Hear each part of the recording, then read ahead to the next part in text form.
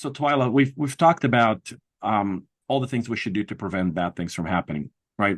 But we all know, and we've all been in a fight to ultimately engage when bad things have already happened. And now it's all hands on deck.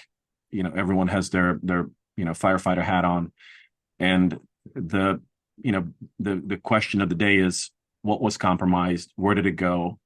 How do we find that data? How do we find what was sensitive, what wasn't? And then how do we fix it as quickly as possible? How do we clean up the mess? Any advice, Twyla, from your line, from your organization, where you guys get engaged in that firefight and really have to quickly and very swiftly figure out the answers?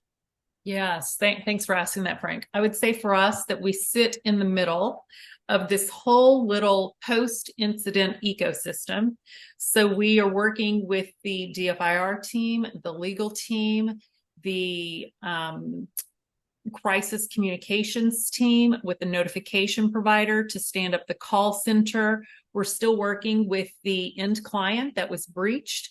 And it really does all relate to understanding the data that was impacted and how we get help them report as quickly as possible.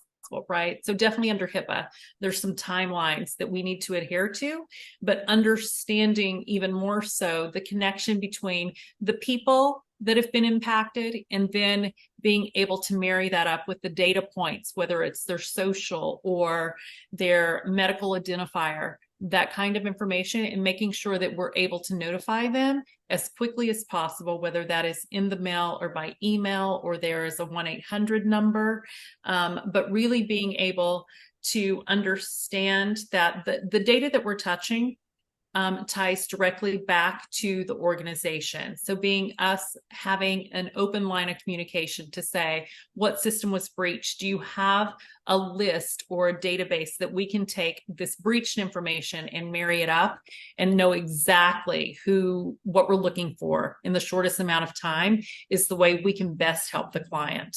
Then, being able to tee up the call center and the notification, the information that we're handling really impacts the downstream notification piece in and of itself. So being able to work with that team, have open dialogue with them, really helps the end client too.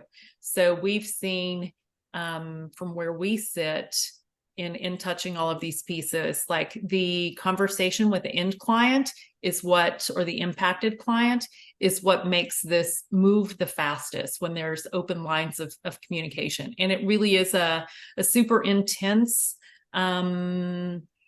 situation that we're all working through. So maintaining that level of calmness and being able to communicate and let them know exactly what you need and the reason that you're asking for it is important.